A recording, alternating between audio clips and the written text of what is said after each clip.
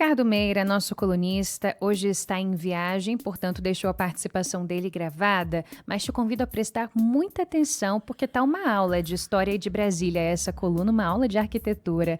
Ele fala sobre as 4 escalas da nossa capital federal.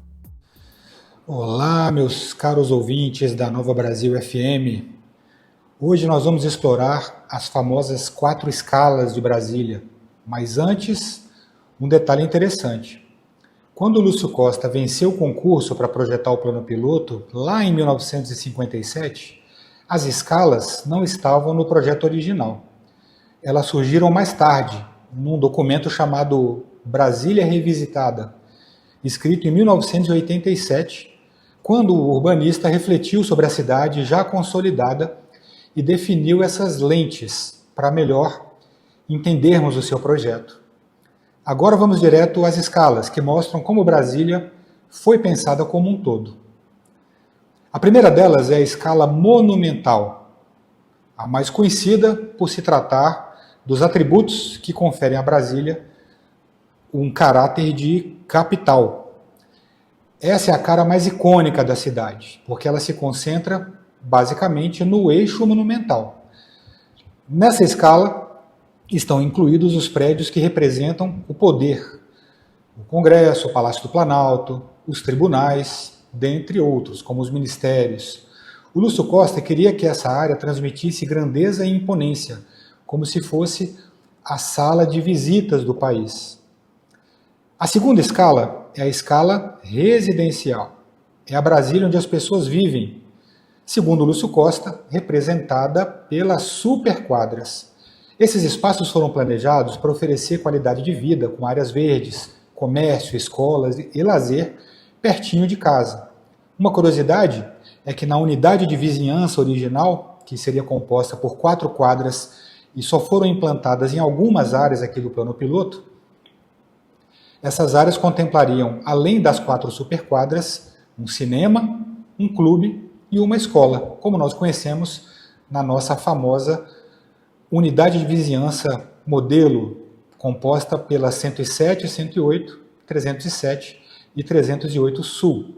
A ideia era que essas unidades de vizinhança fossem verdadeiros bairros autossuficientes, promovendo a integração social. E ao contrário do que muita gente pensa, para a gente andar a pé, para ir para a escola, para o supermercado, para o clube, para a igreja e para outros lugares. A terceira escala é a escala gregária. Essa escala é o coração social da cidade, onde acontecem as trocas e os encontros. É aqui que estão os setores comerciais, bancários, culturais, os lugares que fazem Brasília pulsar e promover a convivência entre as pessoas. Por fim, a quarta escala, e para mim a mais importante, é a escala bucólica. Essa escala traz a natureza para o dia a dia. Ela inclui, além do Lago Paranoá, os parques e todas as áreas verdes e abertas espalhadas pela cidade. É uma forma de equilibrar o concreto com o verde, criando espaços de respiro e de lazer. E qual a importância dessas escalas? Além de ajudarem a entender o funcionamento de Brasília, elas são fundamentais para a sua proteção legal. Quando Brasília foi declarada Patrimônio Cultural da Humanidade pela Unesco, lá em 1987, as 4 escalas foram um dos motivos que justificaram a sua escolha. Elas mostram como a cidade é única no mundo.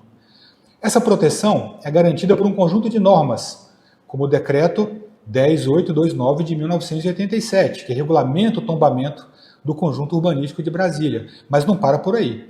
Temos também a Portaria 166 do IPHAN, Instituto do Patrimônio Histórico e Artístico Nacional, que estabelece diretrizes claras para intervenções na área tombada. Ela define parâmetros para preservar a integridade do projeto original de Lúcio Costa, garantindo que qualquer mudança respeite as características que tornam Brasília especial. E por que isso importa? Porque Brasília não é só um lugar para viver ou trabalhar. É um marco do urbanismo e da arquitetura mundial, protegida por leis que asseguram sua essência para as próximas gerações. Saber disso nos ajuda a entender por que é tão importante cuidar da nossa cidade. Cada detalhe, do eixo monumental às superquadras, passando pelo Lago Paranoá, pelas áreas verdes, faz parte de um plano maior, pensado com cuidado e propósito. Isso precisa ser conhecido e valorizado e defendido pelos cidadãos de Brasília, pelos seus moradores, pelos visitantes e principalmente pelos nossos governantes. Então, da próxima vez que você andar por Brasília, lembre-se, você está circulando por um espaço que é ao mesmo tempo uma obra de arte e um patrimônio de todos nós. Eu sou Ricardo Meira, arquiteto e urbanista.